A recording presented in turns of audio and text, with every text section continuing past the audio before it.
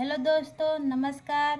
हमारे YouTube channel में अनीता सुनीता लोकगीत में आपका स्वागत है। हमारे चैनल को लाइक करें, सब्सक्राइब करें, कमेंट करें और ढेर सारा प्यार दें।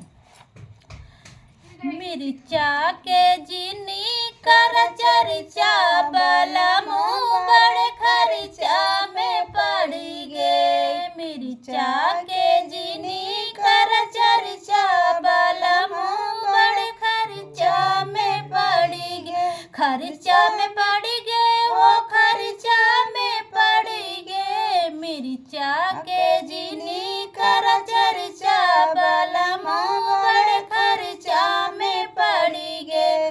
सासू हमारी सोठौरा बटावे, सासू जी हमारी सोठौरा बटावे। पियरी के करे लग चर्चा बलमू बड़ खर्चा में पड़ी गे। पियरी के करे लग चर्चा बलमू बड़ खर्चा में पड़ी गे। खर्चा में पड़ गे, हो खर्चा में पड़ी गे। मिर्चा के जिन कर चर्चा बलमू बड़ खर्चा में पड़ी गे।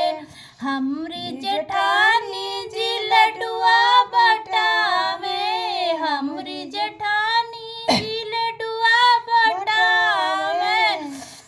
हरवा के करे लगी चर्चा बलमू बड़ खर्चा में पड़ी गे। हरवा के करे लगी चर्चा बलमू बड़ खर्चा में पड़ी गे। खर्चा में पड़ गे, हो खर्चा में पड़ी गे। मिर्चा के जिनो कर चर्चा बलमू बड़ खर्चा में पड़ी गे। आवे ननदिया जी होरिलवा खेला में, आवे ननदिया होरिलवा खेला में।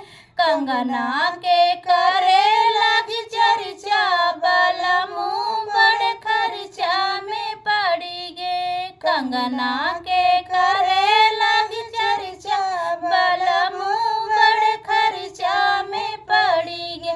खर्चा में पड़ गे,